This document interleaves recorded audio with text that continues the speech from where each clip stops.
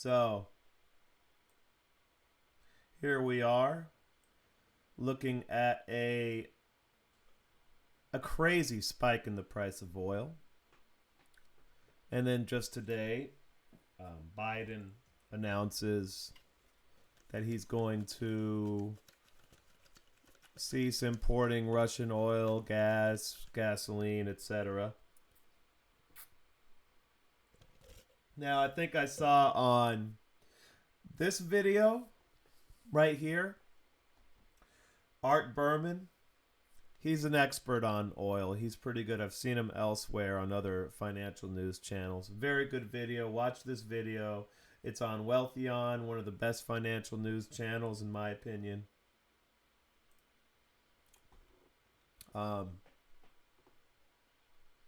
I think it was him that said that accounts for about 8% of total U.S. energy consumption.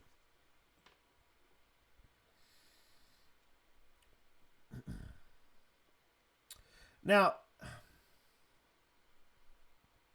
one thing that we have to clear up, first of all, is that at no point in recent history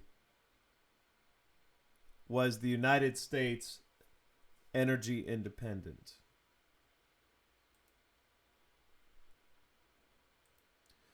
The United States has never stopped importing oil.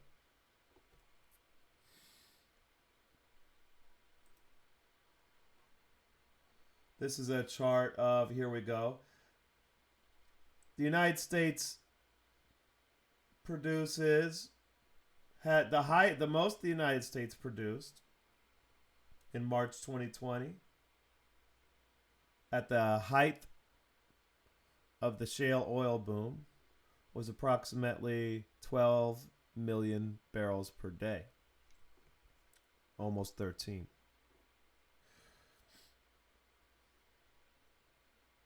But the United States, it's hard to see here. I don't know when they started this is kind of garbage. It's kind of hard to find a good source for U.S. oil consumption. But here you can see it's about 20 million barrels a day. If you go back here, you can look at all these different sites, and they're all going to say about the same thing, about 20 million barrels. It's vacillated between, 16 million barrels to 20 million barrels. The most we've ever produced is about 13 million barrels per day. So no, the United States has never been energy independent. And another good caveat we have to take into consideration here is, according to this website, which I see no reason why it must be in the ballpark, I'm thinking, out of those 20 million barrels, 8.3 million barrels are refined into gasoline and used for automobile locomotion, I should say.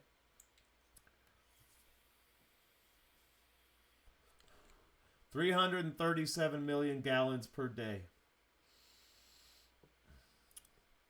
So let's say we had 50% of cars in the United States electric. We would still be consuming about 16 million barrels of oil per day.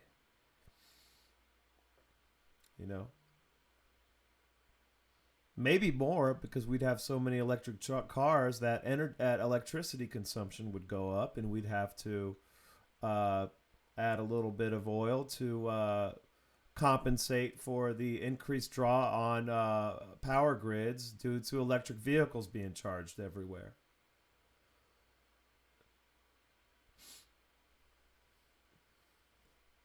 If we cut out all of those vehicles and made them all electric, including the trucks, which are probably one of the bigger sources, probably is a big chunk of that, we'd be, I don't think we could ever make semi trucks electric. I don't know how that would work.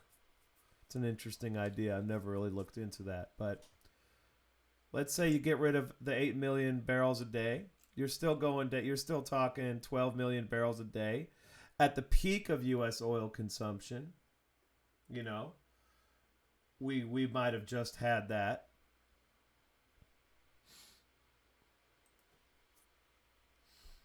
But look, oil, we've never stopped importing oil at any point in history. So, no, we were never energy independent. Never. Not in recent memory. Maybe back in the 50s or 60s or whenever, but not now. Not in the last 20 years, 30 years. So today, Biden bans all of the, 8% of U.S. energy consumption. He says, well, we don't need those products anymore. So then he goes to Saudi Arabia.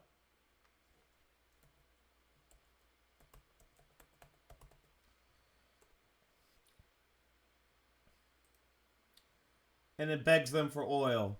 Saudi Arabia declines to speak with Biden.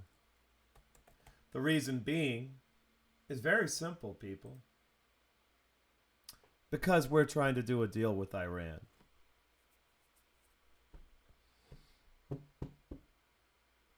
So, what's the oil deficit, United States?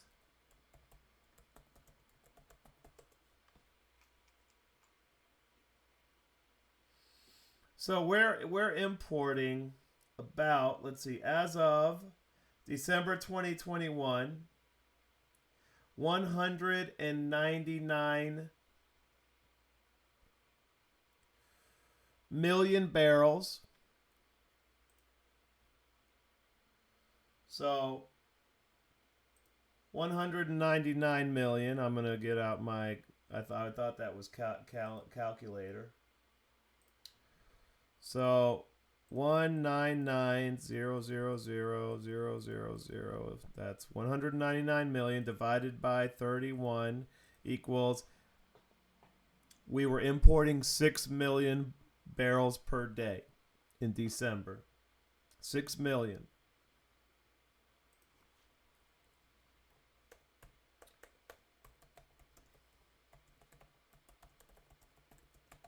Iran, crude oil production per day. It's something like 3.5 million barrels. I didn't have it saved, so something like 3.5 million. See, Iran is not a, they're in the top 10 as far as oil producers, but they're not like, really all that amazing. 3.5 million barrels a day is what they produce. A lot of that's already being sold to other places. In order for the United States to take it all, they would have to pay more. But Iran is, and I don't know, I don't believe Iran would actually do a deal with the United States. But, they have a weird relationship with Russia, that's for sure. So, I'm not sure what's going to happen. I think a lot of that is, sell the rumor, buy the fact, or buy the rumor, sell. It's a buy the rumor, sell the fact thing. So it's trying to, but it's really more like a sell the rumor, buy the fact, because they're letting out these rumors that there's going to be a war with, not a war, a deal with Iran on oil, so that can bring down the price of oil just on the rumor, sell the rumor, and then the deal never ultimately happens by the fact. I remember, when I first started really investing in commodities, I would always get pissed off because, I'd have oil positions or something, and then you get this news story. I didn't know what I was doing then either, but you would get this news story, and I'd see my positions get fucked up over a fucking news story. Oh, I ran this, or Saudi Arabia that. So, interesting stuff going on. But I wanted to get to a point as to why we are in this situation in the first place.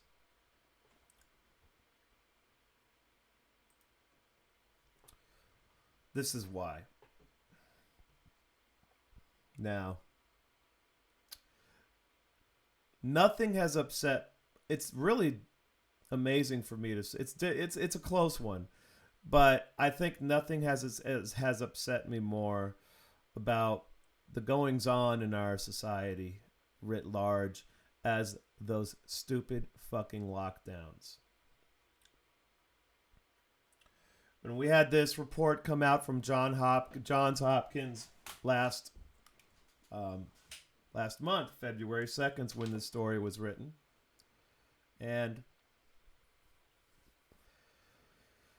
finally one of these academic institutions had the balls to state the obvious. Look at this douchebag. At least she's anti-lockdown, but look at this with the mask on. Oh my goodness. So anyway, what happened during the lockdowns? Well, global demand for oil fell precipitously. WTI went down to $7. Actually, it went negative.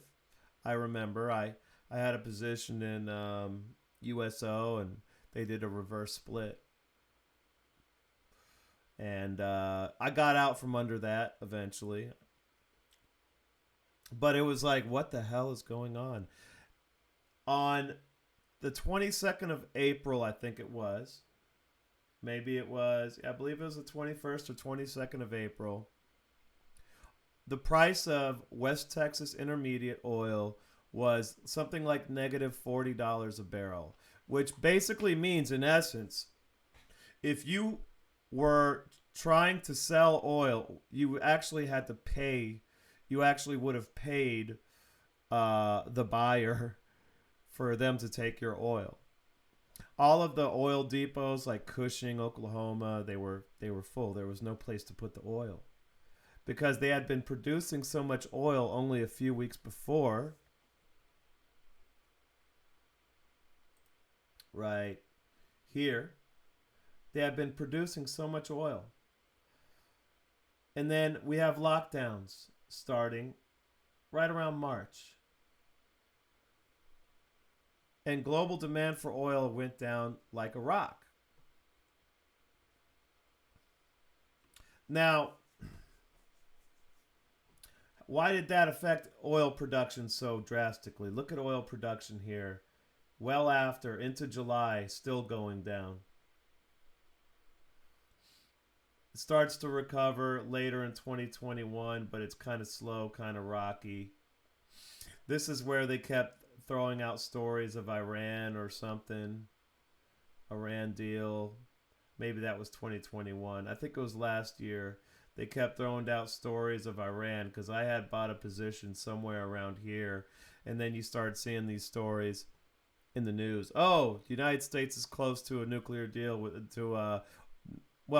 they're going to call it a nuclear deal, by the way, with Iran if it actually happens, but really it's an oil deal. Saudi Arabia is not too happy about that, are they? That's why Saudi Arabia today decided they're not going to speak to the United States regarding increasing oil production.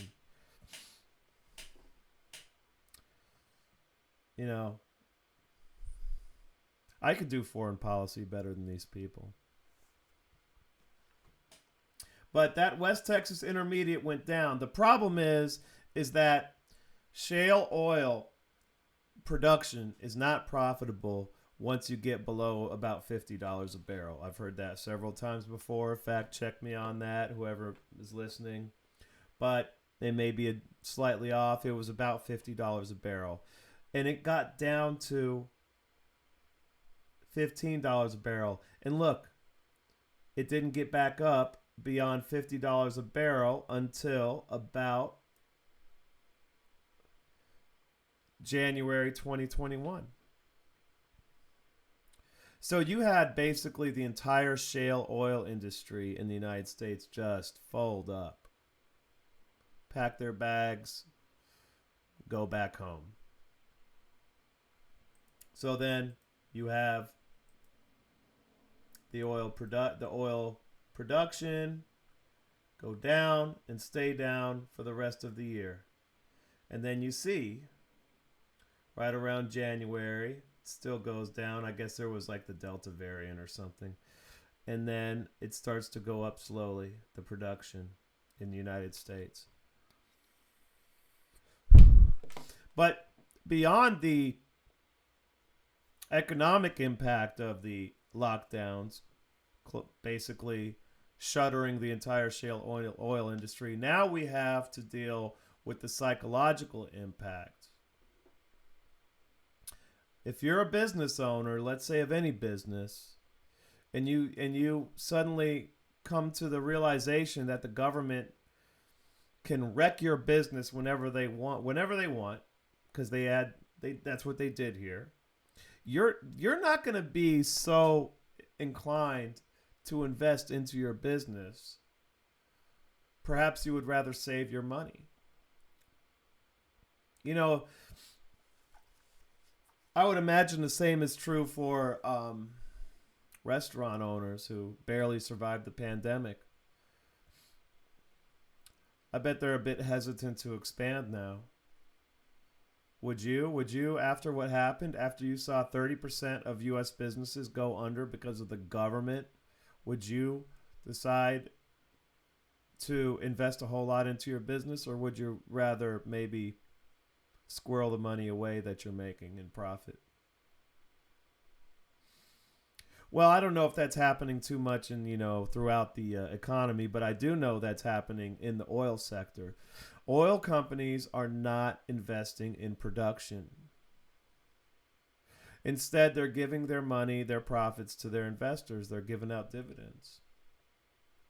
Reason being is in March 2020, the governments around the world single-handedly destroyed their business. All of their businesses. And I'm not saying poor oil company this or whatever, but not every oil producer is ExxonMobil. As a matter of fact, ExxonMobil subcontracts to a lot of smaller people. It's actually pretty convoluted how it works. You have people leasing wells from other people, and it's like a whole thing. I'm not much of an expert on it, but the psychological impact has been grave of the lockdown. So not only did it shutter the entire oil industry of the United States, but it also had a lasting impact on the behavior of those oil companies, and they have been slow to produce. We have oil right now at West Texas Intermediate at 120, or no, this is Brent. No, this is WTI. WTI is at $123. But oil production has lagged. I mean, we had oil above $80, between $60 to $70 a barrel. Now I lost that. Did I accidentally X out of that? So I didn't know how to do that. Okay.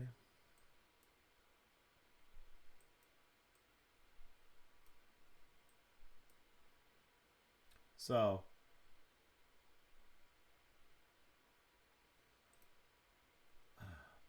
anyway, you get the picture. I'm losing it with this.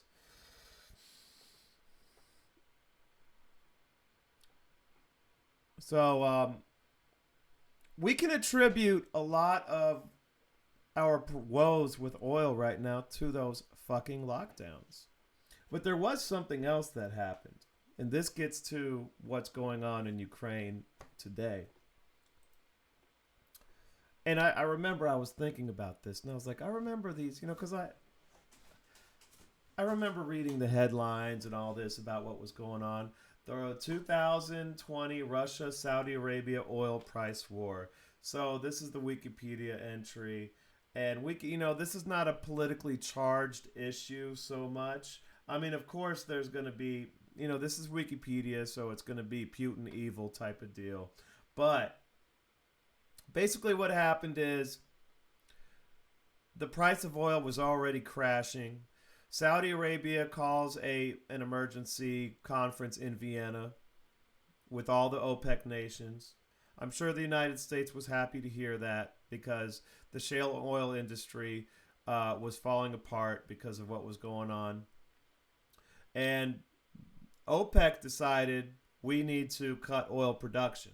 Well, there's a little something called OPEC Plus, which is sort of this unofficial alliance between OPEC and the non-OPEC, major non-OPEC oil producing nations, such as Venezuela, not Venezuela, Russia, Iran, etc. Well, Saudi Arabia calls Russia and says, "Hey, we made this a decision. How about you abide by it? We've been working together for so long, doing good, and can you please abide by this agreement?" And Russia said, "Fuck off," because Russia saw an opportunity to ensure that the U.S. shale oil industry was dead, and they did it. They did it. Kind of brings us to the tensions we're at right now to some extent, doesn't it? It always has something to do with oil or banking, you know. So we have the Russia oil price war, and that's what brought us to negative oil prices for a day or two. But really the point of this video I wanted to make is go back to these stupid fucking lockdowns. And I'm not a partisan in any way. I don't get into this left versus right false dichotomy. I hate Republicans and Democrats equally. And both are to blame for the lockdowns. The Democrats, with their media, pushed for it. The Republicans, because they just sit there and do nothing, they went along with it. States should have never been allowed to enforce lockdowns. That should be unconstitutional, even under the state police powers. You are depriving people of life and liberty when you do something like a lockdown. When you shutter businesses, you are depriving people of their basic human rights. But they did it. They did it because the media created a hysteria and then began to believe their own bullshit. And the people of this country have been so dumbed down by the media at this point. We've had 3 moral panics so far since 2020. This was on another video. I don't take credit for this idea, but it was true, and I forget the video. If I remembered it, I would mention it. But we've had 3 moral panics since 2020. We had the if you don't stay in your house and put a mask over your face and willingly shut down your business, and if you don't social distance, you're going to kill grandma. That was the first moral panic. The second moral panic was if you don't want to get vaccinated for COVID, if you don't believe that it's safe and effective, and if you don't believe the government should be able to force you to get a vaccine, then you are an anti-vaxxer and you're a bad person. You don't believe in science. The religion, not the actual process. And the third moral panic is happening right now, and it is, I stand with Ukraine while pretending Yemen is not going on. But I'm going to stand with Ukraine. Putin bad for invading Ukraine. If you mention the United States invading Iraq, Afghanistan, Syria, Libya, Yemen, then that's just a whataboutism. This has got to be the end of our society, the end of our culture. This has got to be the end. How can we function when we have a moral panic, maybe 2 moral panics per year? Are we going to have another moral panic later this year, another hysteria? Or is the next crisis going to be an actual crisis? What are people going to do when they face an actual crisis? It'll be absolute chaos and bedlam. I just bought 1,000 rounds of Russian ammo, by the way. Steel case. Bought some gold. I'm going to buy more. These moral panics destroy all common sense. I just don't understand what's going on with the leadership. Where's the common sense there? Or are they just going along with the polls and saying, well, there was a poll that said 7 out of 10 Americans think we should ban all Russian oil and gas imports, and so they just do it because they think that's going to help their poll numbers? Nothing's going to help their poll numbers when gas gets up to $6-7 a gallon. There's nothing that's going to help them. I just don't understand that. Is it maybe intentional? I mean, it's almost like it has to be intentional. How can the government be, how can the administration and the other politicians in Congress, how can they be that incompetent? It's almost beyond belief. So